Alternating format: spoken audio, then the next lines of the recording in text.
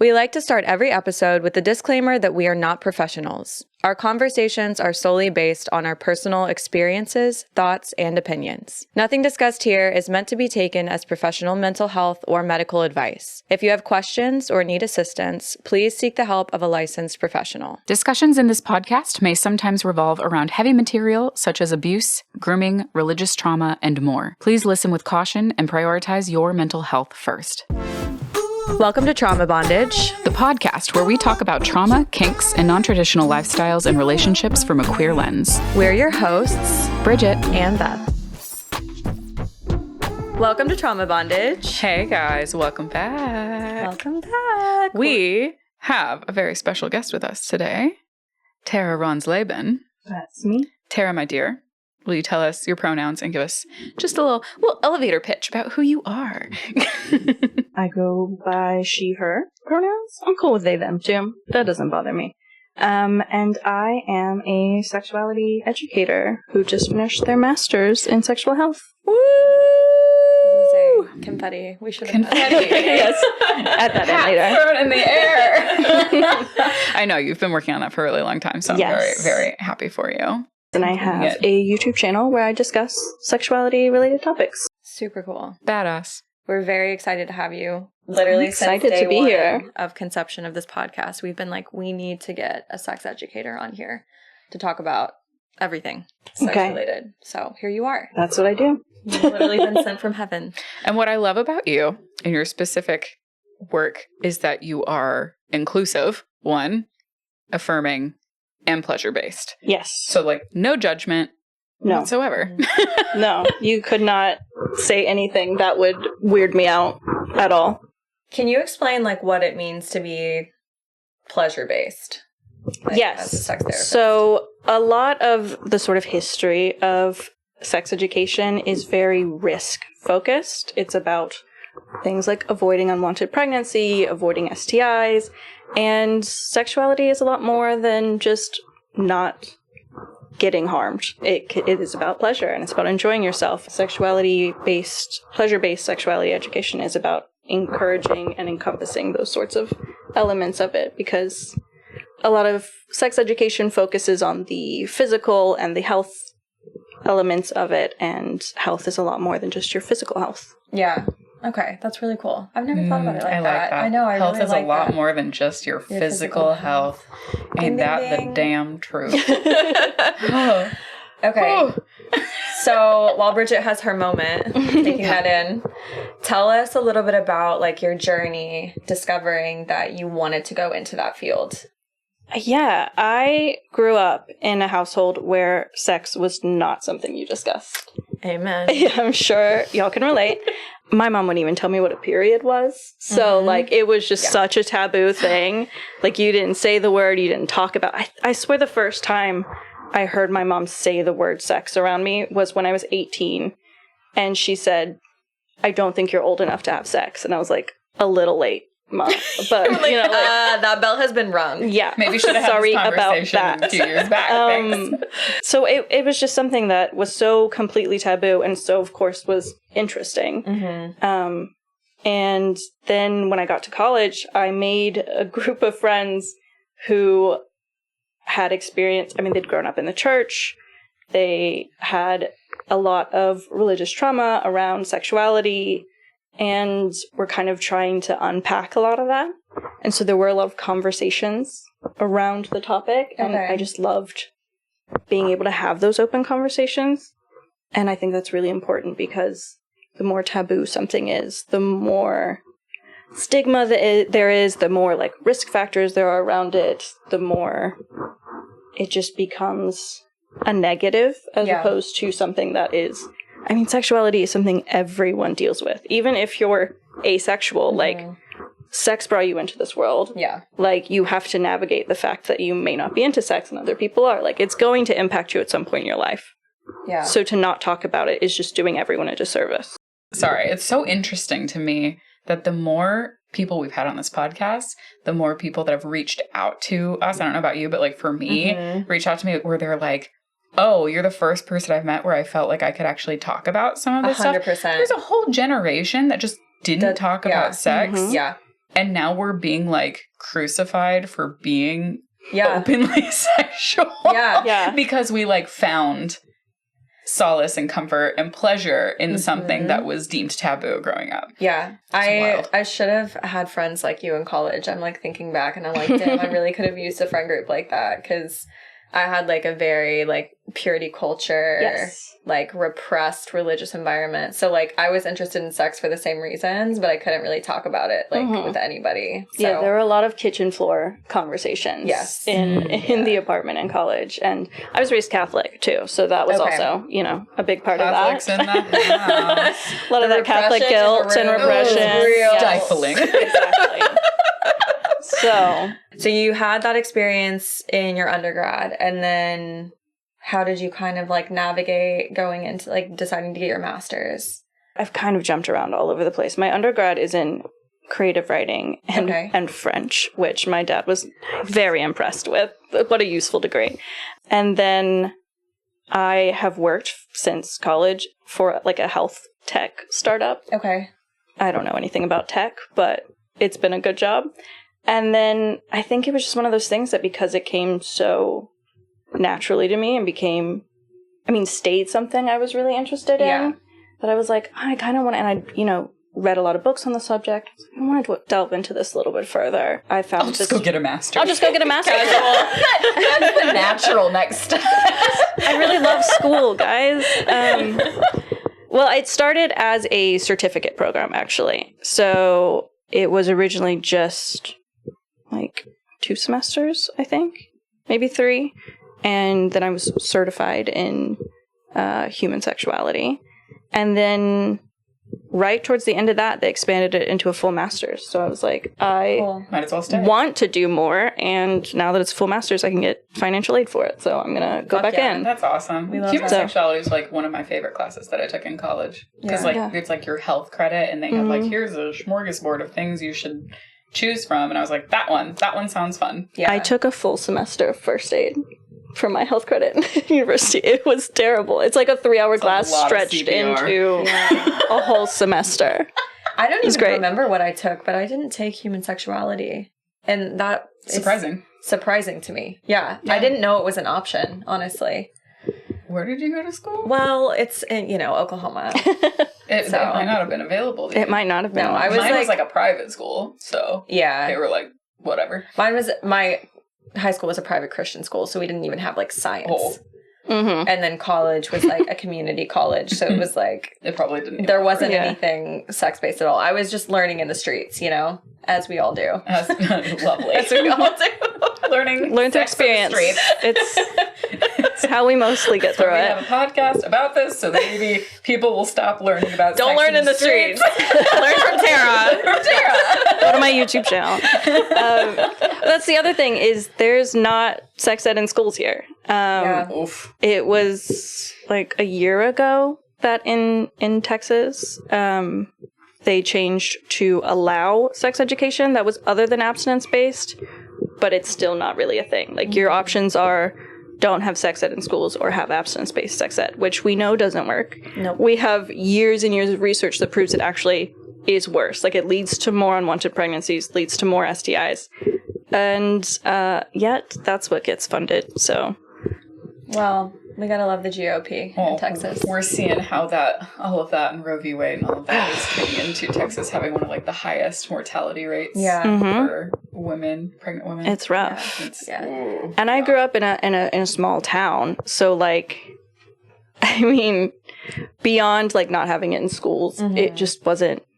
I don't know. It just wasn't a thing that we had a lot of access to. There weren't like community resources or that sort of thing. Yeah. And I mean, I went to school with an 11-year-old who was pregnant. Oh my God. Yeah, she had a baby at 11. She had a baby at 12. Her baby daddy wasn't old enough to have a job. So, like, his mom had to pay child support. Well, God, I hope he was old enough to have a job. Right, correct. Yeah, oh that's my the better God. case. Yeah, it's bad, but it could have been worse. It could have been worse. That is the better case scenario. To have a job, that we have a bigger. That was a much better case scenario, but it is a place where, like, clearly people weren't having the talk about how to navigate sexuality, especially as a teen. So how did you learn personally, like, what sex was. Like, do you remember your first introduction to, like, sex when you were a teenager? Just put it in, and that was it. Yeah, that's how it works. That's how it was for me. Yeah, I mean, also just out on the streets. We were all on the streets. Mine was so I know you were in the streets. I was all over the streets. No, I mean, I feel like if anything, just the internet, which is why I wanted to do stuff on the internet, because I feel like when you don't have access to that, that's the first place you're going to go, is go to the internet. Even if you have access, a lot of people are too embarrassed to ask questions. Exactly. So they'll Google it. And then I'm like, I can at least make some of the info on there accurate and inclusive. Yeah.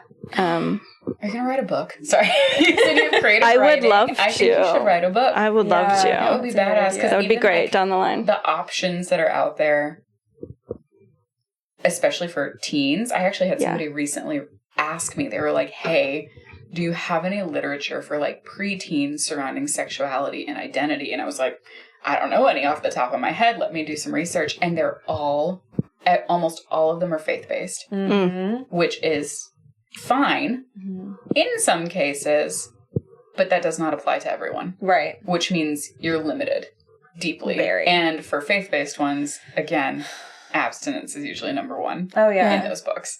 Yeah. So it doesn't really help. My only, like, sex ed book that I ever read, and this isn't even sex ed, but I read I Kissed Dating Goodbye. Okay. By, I think it was Matt Chandler or something like that.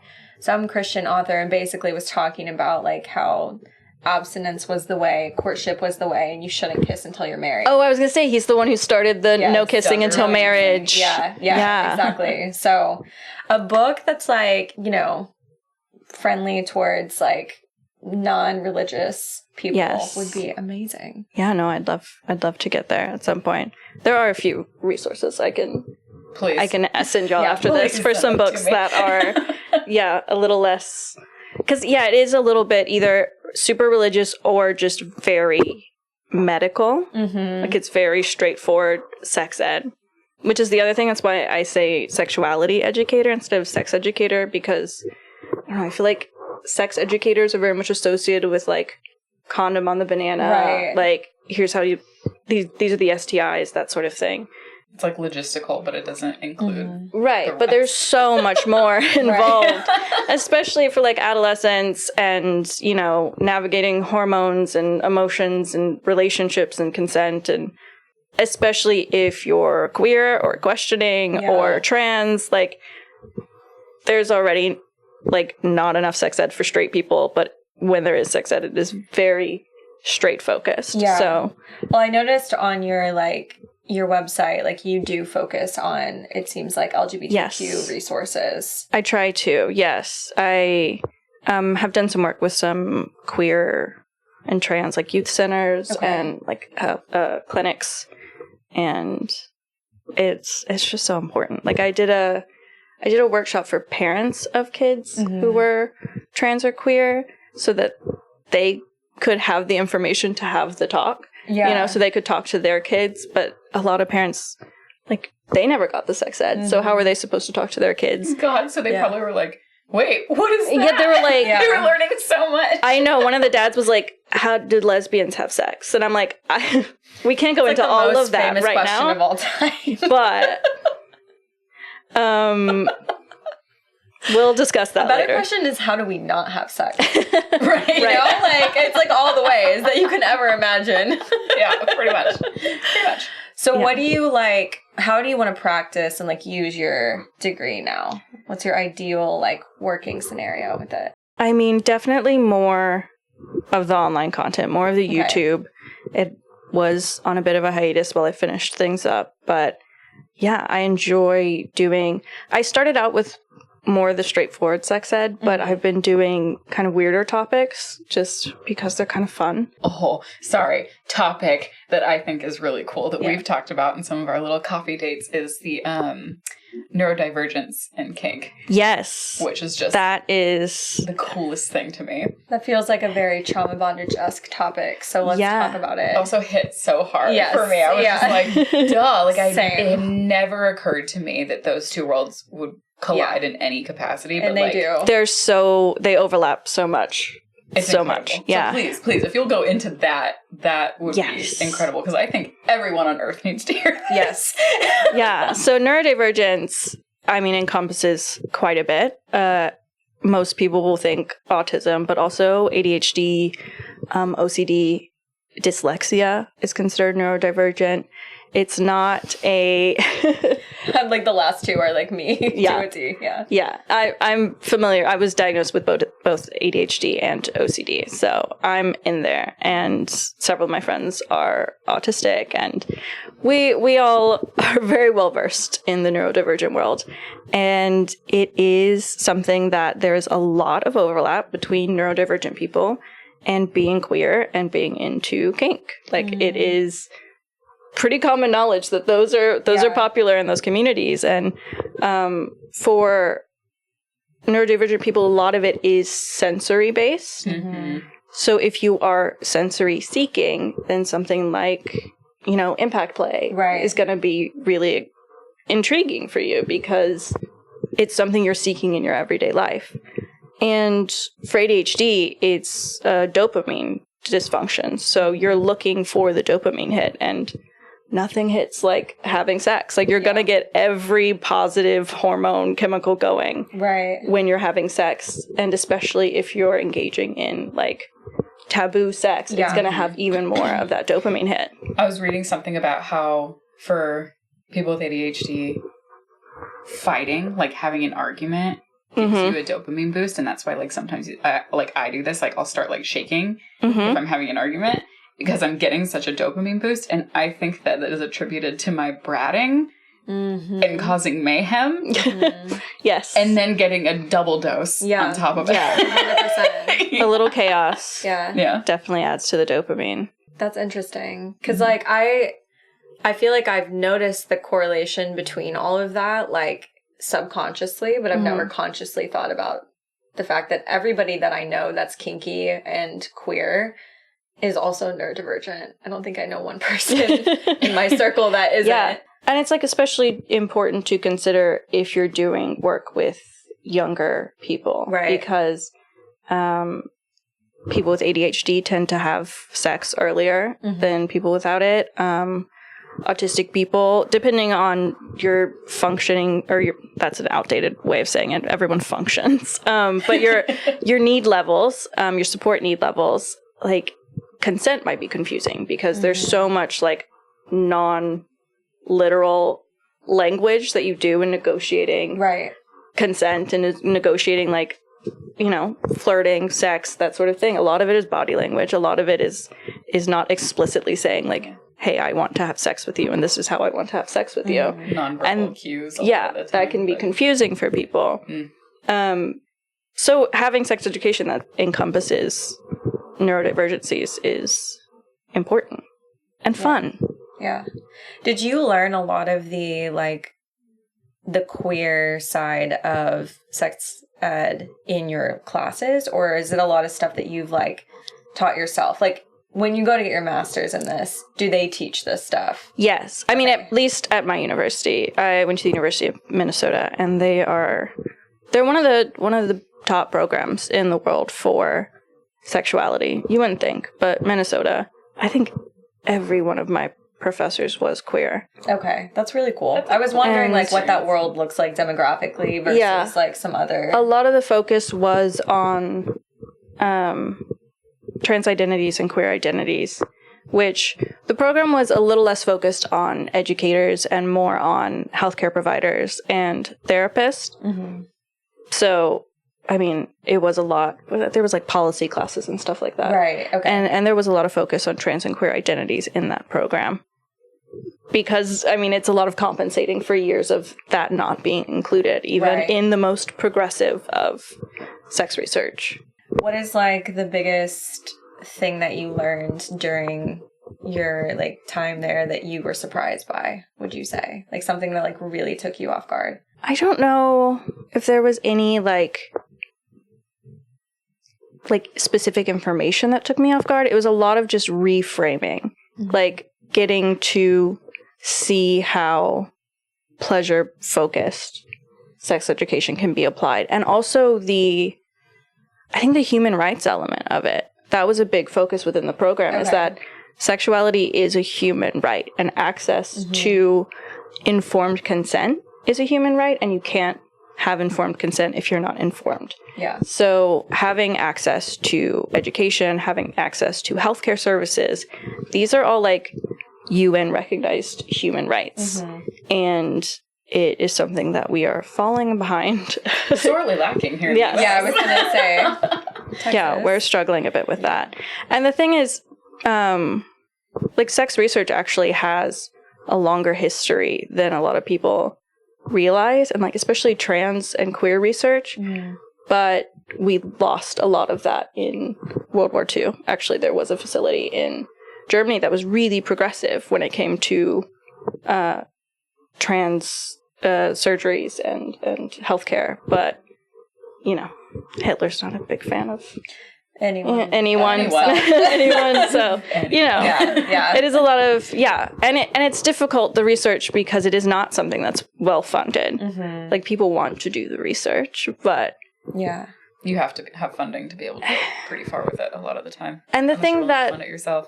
I think the thing that I kept running up against was how complex sexuality research is, because it isn't just like physical health. So there's so many elements that it's hard to, you know, there's this kind of split between like quantitative data, which is in science kind of taken as the standard, right? You need numbers, you need facts, you need data. And then in sex, like there's so much that's just interviewing people and being like, hey, what are your experiences? Right, right. There was one study in particular that I remember really loving because it was interview based. And it was a study of what good sex was. Like what it meant to have good sex. Interesting. Okay. And, tell us more. And so much of it had nothing to do with physicality or skill or like actual sex. It was about connection. It was about fun. It was about, you know, getting out of your head for a minute. Like those were the things that were the line through everyone interviewed. That's interesting. I mean, it makes sense because when I think back on like my best sexual experiences, like it doesn't always have to do with like even like an orgasm. Right. Like it can be, it's very much intangible, the intangible things that like people overlook sometimes that make it good or not great. And that was one of the things they talked about in the study was that like when people did mention orgasm, it wasn't that the sex was good because there was an orgasm. Right. It was like, this was a side effect of the fact that it was good sex. Yeah. Orgasm is a side effect. It was a side effect. It was just, you know. It's true. I mean, it was a fun little cherry on top. I mean, like, I could have an orgasm simply because, like, the motion is right. Exactly. Or this friction is right. But the, like, ones that are overpowering are because, like, the connection is there or the vibe, or I'm just, like, so turned on by all of these other events. The person, what the build-up, and all of that. Yeah, that it's just, like... And you can have an orgasm and it be bad sex. Facts. Yeah. Or you can, you can have an orgasm and, like, not want to be there and not doing what you're doing. Yeah. Like, it's happened before. So, that's really interesting. Do you see yourself, because I know you did some workshops that you were mentioning. Are you going to continue doing that? I would love to. Okay. Yeah, I'd love to do more, like, in-person stuff. I'd done one previous to that was sort of just less of a workshop and more of just an open conversation. Okay. I mean, I led it with some of the like, basic sex ed stuff, but it was more for young women who... I mean, this one was specifically young women. Men are allowed to hear about sex too. But you're welcome. But, you know, who hadn't received any sex ed and were now sort of having to engage in, and a lot of them raised in purity culture and who come into this environment where you're not supposed to know anything about sex or think about sex or have any feelings about sex, and then the second you get married or whatever, you're suddenly supposed to be a pro. The most sexual being ever for your husband. Always, always ready, always into it. Yep. And without any information on what sex may mean for you. Mm-hmm. So just having, it's nice to have this sort of in-person thing where you can have the back and forth, have the conversations. Right. And people can feel comfortable and ask questions. And how did you, like, advertise that? And, like, how do people get access to things like that? Because I think, you know, some people listening might, like, not even know that that's available to them. in this case, it was just kind of word of mouth. It was friends of friends inviting people I knew and telling them to invite anyone that they knew who was comfortable with it. And then the other workshop I did with parents was through a trans youth center. Okay. But if I do some in the future, I would love to just set some up on my own. Yeah. And, you know, have them be open to anyone who's interested in coming. Yeah. I'm going to develop my website a bit more and I would love to do that in the future, for sure. I feel like it's definitely something that's needed because, like, I honestly didn't even know that.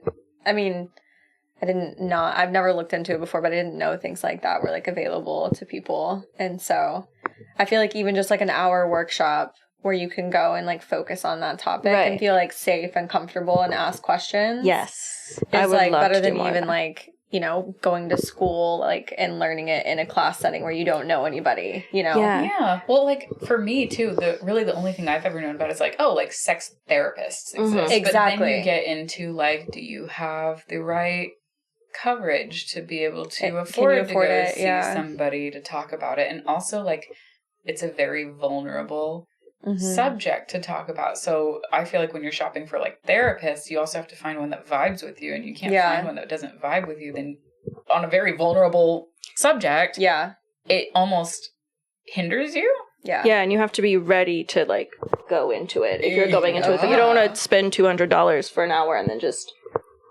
not feel comfortable talking. Whereas, or, like, feel pressured to go into your deepest trauma. Yeah. Whereas these sort of workshops, we can go over a topic. I mean, the one I did with parents, I had people come up after and be like, can we just do, like, remedial sex ed for me? Because, like, there were things I'd never known that you talked about in this, and that's so I have kids, and, you know.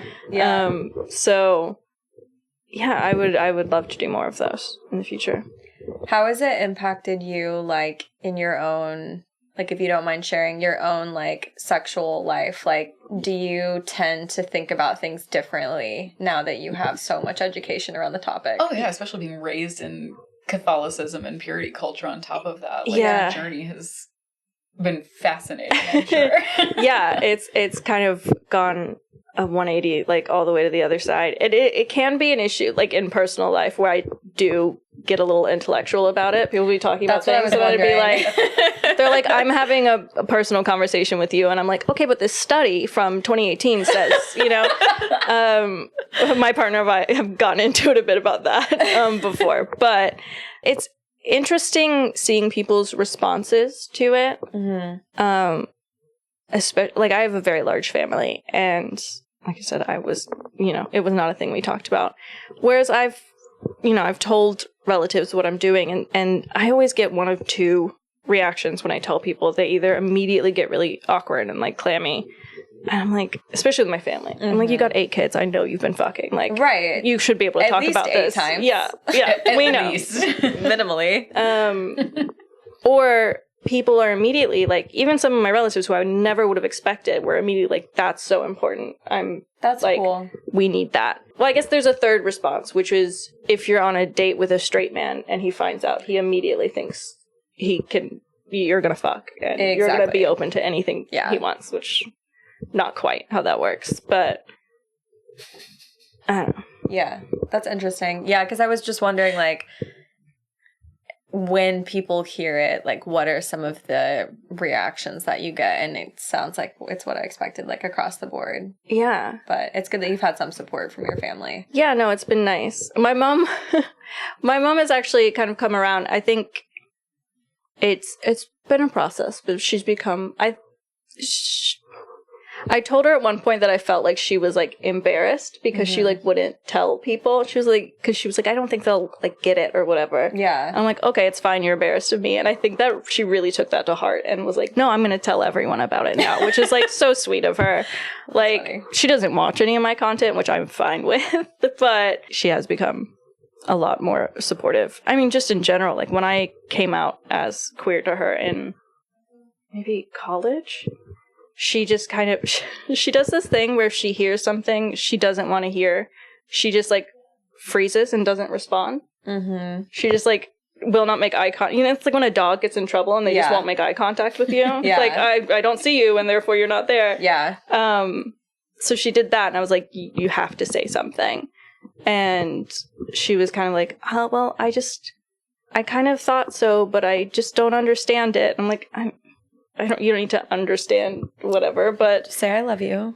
And now my niece has been in a relationship with her girlfriend for like 4 years, and Okay. she loves her. Like they're besties now. So like she's totally come around. Like she's Yes. fully supportive, welcoming. So it's been it's nice to watch that evolution in someone close to you. What are some of the biggest like stereotypes around sexuality in general that you like want to work to break down? There's just so much that it is hard to. Weirdly, the first one that came to mind was about men, because there is this assumption for men, and which is weird because I don't work with a lot of men, that men are always wanting to have sex and they're always ready to have sex and they're like hypersexual creatures, which I think is unfair as well to men trying to navigate this. But I think just to focus on pleasure. Like, I think that's hard for a lot of people to access. And that's something that I really want to focus on for people, is having those conversations of like, what is keeping you from accessing the full pleasure? Right. Because I think a lot of people feel a bit broken when it comes to sex. I feel like the number one question, or the root of every question I hear is there something wrong with me? Oh, like, that's always kind of the core, is like, is this okay?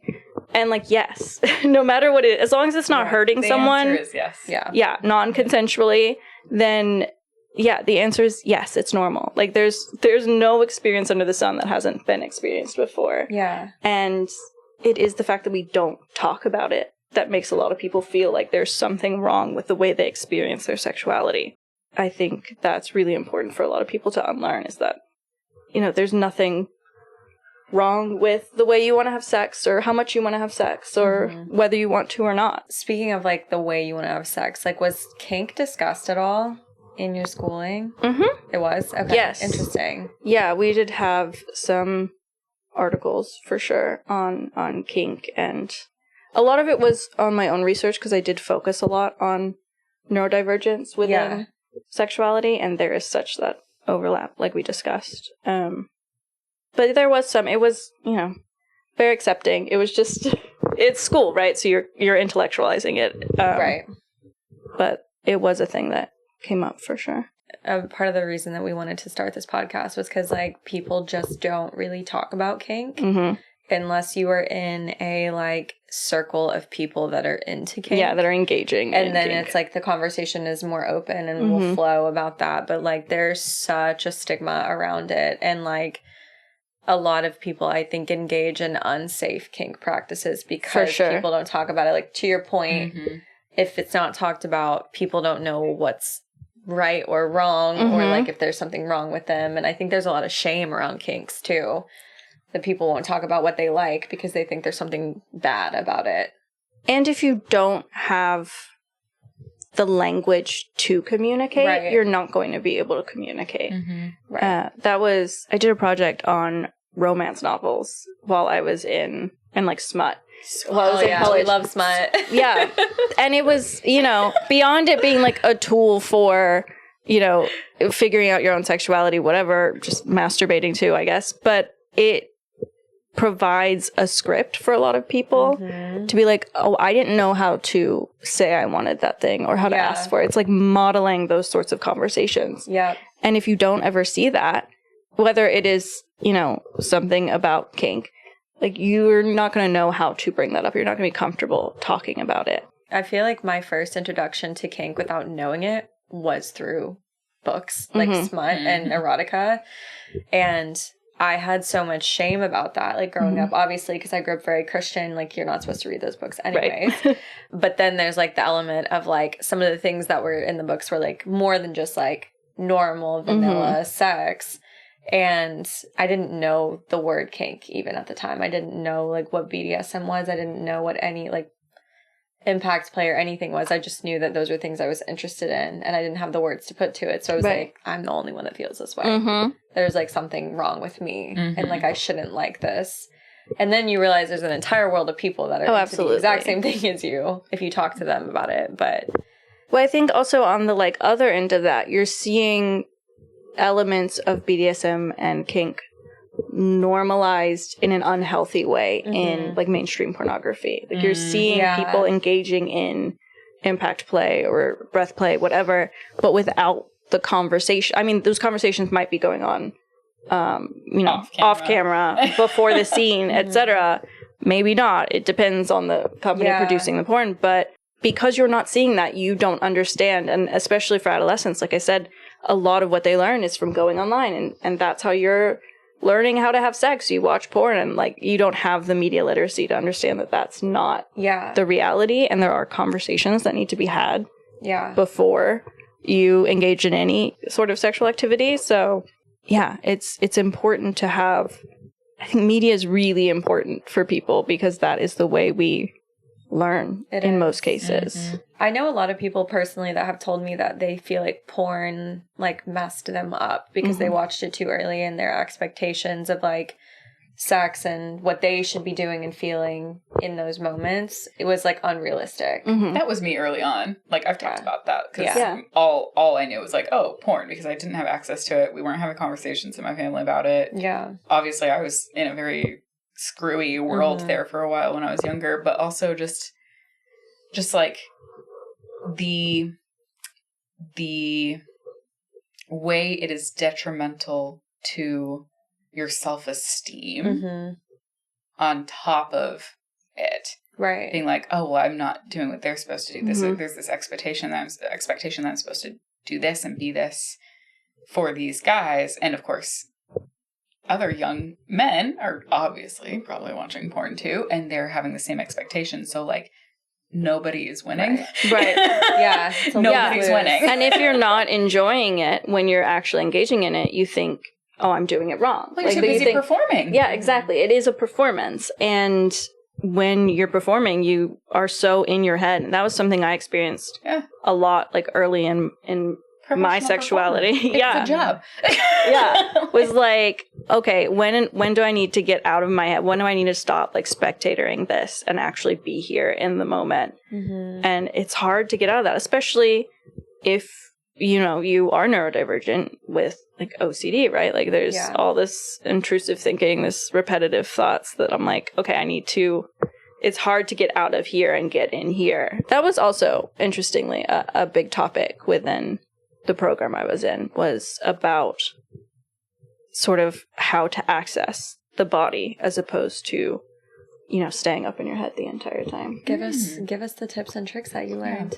If you could bestow knowledge on somebody right now in this moment. I mean, it is individual, but I would say that like practicing getting into your body in non-sexual situations is so important. Just like learning how to access your senses, because everyone's just going all the time. Yeah. Like everyone's doing 7 things at once. We're all looking at our screens 24/7. Like it's very hard to just take a moment and breathe. And something as simple as like, if you're having your coffee in the morning, like don't be doing anything else. Just have your coffee and like think about how it smells. Think about how it tastes. Like experience what you're experiencing. Being that in the moment gives you the sort of the body practice to engage in that at a later point. Yeah. In a sexual, because it's so heightened. It can be hard to go into your body and just be there. Being part of like an acting major in theater world is that they do put a really large focus on getting into your body. Yeah. Because you hold emotions everywhere in your body. Like you can hold grief in your stomach, you can hold joy in your shoulders. Like it's one of those things. And I will always say that the class that I had in college, I think really shifted how I viewed sex and sexuality and pleasure and everything. And it wasn't a sex class. It was literally like a guided meditation to an extent where like we would lay on the floor for like 50 minutes a day. And the whole goal was to go from the tippy top of your head all the way to your toes in little bits and pieces, feeling like the air pillows between your bones, like really getting in tune, and just, you weren't thinking about anything. It was just all about being present in yourself. Yeah. And it was really, like, there were some really beautiful moments in that class, because we would talk about, like, holding different things in different areas of the body. And when we would do, like, our monologues in class, like, we would, like, have to hold there's one where you, like, touch your heart, and you basically, it's the act of letting your heart fall into your hand. And what emotion is, like, evoked from that. And so that was one of the best things ever. So it's really fun to hear, like, getting out of your head and getting into your body. Yeah. I think that was probably one of the best things that I ever could have had happen. And it's not a normal class. No, most people don't have access that to kind of that. stuff. I don't even think people know the whole, like, idea of getting into your body. I think they just expect that, like, if someone is skilled enough, they'll be able to make you orgasm. Yeah. Right. And, like, for most people, it's so mental. Yeah. That's why the theater world is so horny. Yeah. They're all living in their bodies. We're all living in our bodies because we've been trained to do it for years. Like, that's just what we do. Yeah. So very in touch. Yeah, it makes so much sense. Yeah. Showmances. Hardcore. Well, is there any, like, last, like, kind of tidbits you want to leave us with before we jump to spicy trauma? So we know you have a story ready for us. We're excited. It's normal. Whatever you're experiencing, it's normal. And it's okay. Like, it's okay to talk about it. It's okay to experience it. And there are other people who have felt the same way. And that is the beauty of being a human, a sexual being. You're going to experience everything together. Yeah, I agree. There's nothing that's, like, we're all unique, but there's no experience that's, like, truly just unique to you. Someone's experienced it somewhere. It's the human experience. Yes. Oh What I call it. Yes. Yes, indeed. Well, it was beautiful. Thank you. This is wonderful. Please check out Tara's YouTube. We will link it down below, so you'll be able to access that. And as she pulls out more content and hopefully has more, I don't know, workshops, seminars, all that good stuff. Yeah. Those will be available to you. Please take advantage of them. Yes. Support her. She's amazing. Yeah. Shall we? It's time for Spicy Trauma. Each week, we like to wrap up with our spicy trauma. Tell us your spicy trauma. DM us or use the link in our bio to share your story. This one was just, I mean, embarrassing in the sense of my standards were incredibly low at the time. Been there. So my roommate at the time was dating this guy, and his roommate was single. I think he'd just gotten out of a long-term thing. And they were roommates. And the boyfriend was at, like, my birthday. We were out for drinks or whatever. So I'm running my mouth, of course, because I've had more than a few. Are you a yapper when you drink? Oh, I'm a yapper most of the time, so Love it just gets more. I'm a yapper. Yeah, mine too. That's why we started a podcast. Because all we do is fucking talk all the time. Yeah, and so running my mouth, it was a bit of a dry spell for me, and so he's texting his roommate all of this stuff. So they set up a thing where the next time my friend's boyfriend comes over, so does his roommate. And I don't know this guy. Like, I've seen, like, a blurry Instagram photo of him. Okay. I mean, not my type, not a bad-looking person. One of those that never takes the baseball cap off. Oh, so God, you know what's happening under that. We know exactly what that is. Damn, one of those. So we start on the couch just making out or whatever. He did immediately go for the choking, which is a strong choice. Strong is a nice word to use. Very quickly. Yeah, considering we had not had a conversation about that. Oh, boy. Risky. It was, afterwards I was like, wow, that was weird of him. And then we get to the undressing part, and I see that he has a ton of tattoos. And I have tattoos too, so I'm asking him about this afterwards. Not during. Yeah, right. When did you get that one? Yeah, what's that from? I'm just imagining she's just so uncomfortable. She's like, change the subject. He's not choking me right now. Right. If I'm talking, you can't start choking me again.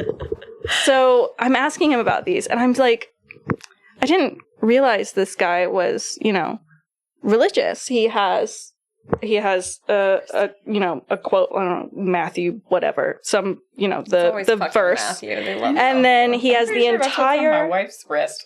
yeah, it's one of those. I don't know which one it was.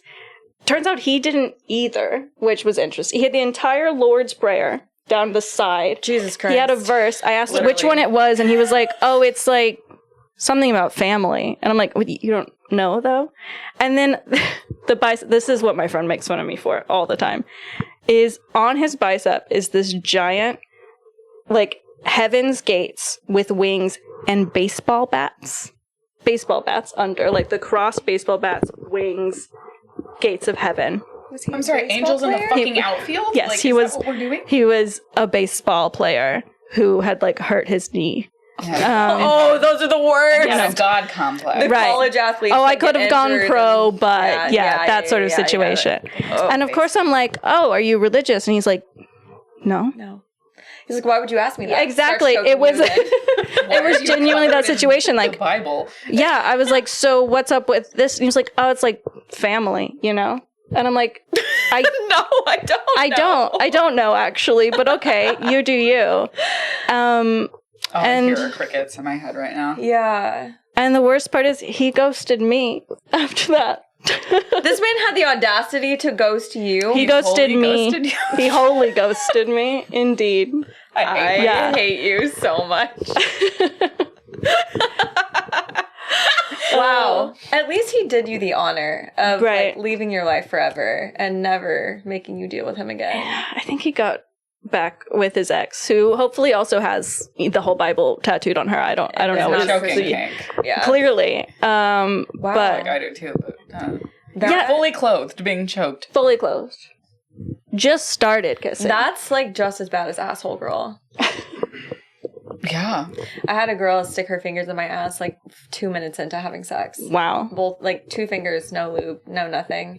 Bold. It's the same type of energy. Yeah, exactly. With choking with Yeah. clothes on. It's like you jumped the gun, my dude. You like, went straight wanted- to the end, and yeah, I don't know what's happening here. It could have been fine 30 minutes in, but Right, you warm just us did it up. now. Wow. Yeah. Well, What if he had like been choking you and then you were like, what's up with the gates of heaven? And he's like, oh, well, that's where I'm going to send you. Jesus. Is that what you just zoned out to think about? I went full morbidity. I'm so sorry. That's just She what I literally do. left her body for a second and was like looking out into space. I'm pretty sure there's footage of me dissociating the camera, so enjoy. I did survive. I was worried that baseball hat was going to stay on the entire time. I was going to ask you, did it? At least No, backwards? it flipped backwards. Thank God. Handle. Good. But I think it came off at some point. Did he have hair? No, of course not. He wears a Okay, I baseball don't hat think every day. No man wears a baseball hat all the time has and hair. has a What hairline. if he had just had a tattoo of a baseball on his head? Incredible. I was going to say. Incredible. I think that would have made me You know like what? him more. I would have Redemption. appreciated it. Yeah, literally. No, I love a stupid tattoo. Don't we all? Yeah. We all have at least one. Do you have a stupid one? I don't know. Do you consider a ghost sitting on books stupid? No, that's kind of cute. I want a goose with holding a knife. That's stupid. Silly goose. Thank you. I said the goose. Exactly. She gets me. Do you have a cover up? Does that not count? A cover up? Oh, this one? Yeah. Oh, Lilith? so there was a stupid one. It was a cross. Ah. Because I grew up Catholic. But also I was like, Demi Lovato has a cross, so I'll have a cross. So cool. Yeah, no. So, but I was just Wow. like, this doesn't make sense because everybody was just like, oh, that's so nice. You have a cross on you. You're like, You no. love the face. Get this. When I used to work at a Whole Foods, I was a barista for a long time. When I got together with Jen, we got cute little promise rings for each other, and she wore one that had a B on it, and I had one that had a J on it Mm-hmm. for Jen. Not for Jesus. Literally got asked all the time, oh, is J for Jesus? And I was just like, what the No. fuck No, are it's you my talking fucking about? fiance, No, it's you my- fucking weirdo. No, fiance at least you can get away with like any gender, and I'd be like, no, it's my girlfriend's, and they'd be like, the opposite No. of clutch Jesus. the pearls, the opposite of Jesus, a homosexual. Like, it's ridiculous. God, I'm sorry you experienced that, but also it was for the plot. No. We all need like a good, bad story with a baseball player. I feel like we all have one at this point. Right? You grow up in a small town in the country, like there's going to be a baseball player The only involved. guys I ever dated were baseball players, and they were all pieces of shit. So. I don't think I ever dated a baseball player. Hockey. I really like the hockey guys. Yeah. You didn't have hockey? No. Also, there was no ice in Oklahoma, so we didn't have hockey. Well, it's not like we have ice in Texas, but we have like ice rinks. We have ice rinks. There's no ice rinks in Oklahoma. There are indoor ice rinks. They do exist. They don't have We're any not ice living at all. in like the middle. We're not allowed to nowhere. freeze things in Oklahoma. Yeah, no, I grew up in a town so small that my next door neighbors brought us fried squirrel as like a gift. You know, it's like one of those towns. God, So, yeah. And you have 8, do you have 8 siblings? No. Okay. No, I have 2 siblings. My mom's the youngest of 7. Okay, I thought you had said there was like a lot of kids somebody's somewhere. got a Someone lot. has a lot Someone of kids. has we are the smallest branch with Got it. 3. Okay. Yeah, she's the youngest of 7. Her oldest sister has like 8 kids, and like most of them have some degree of Yeah. mini children. I'm the oldest So. of 8, so that's why I was wondering. I'm Yeah. like, big families just No. like get it. Like so many cousins, but Yeah. I'm the baby by a lot. Okay. Babies of the family. I'm the oldest. Yeah. That's why you're the boss. Yeah. That's why I run shit. I just run around and do stupid shit. Yeah. And you're like, Bridget, Like a goose calm with a the knife. fuck down. Yeah, Bridget, exactly. sit down. I think that wraps up our episode. Thank you so much. Thank you. Yes, thank you for being Yeah. here. This was Thank you great. for having I've me. been very excited. Yeah, to this have has been fun. conversation. I think Ever this since is Bridget awesome. met you, and I apparently met you, I was swung past you. Yes. We've talked about having you on, so we're glad to Yeah, finally it's have been it fun. happen. Thank you and for doing this. Yeah, we're excited to see what you come out with. We'll be watching, Oh, yeah. cheering Please. from I will afar. be doing all the things. Yeah. Please. Just Shout it leave from the 20 rooftops. comments on every video. Gladly. Please. Gladly. You know I will. Great. Well, awesome. Shall we wrap this? Let's wrap it sucker up. up. All right. Well, How do we end? how do we end this? Be good. Oh! Thank you for joining us for another episode of Trauma Bondage.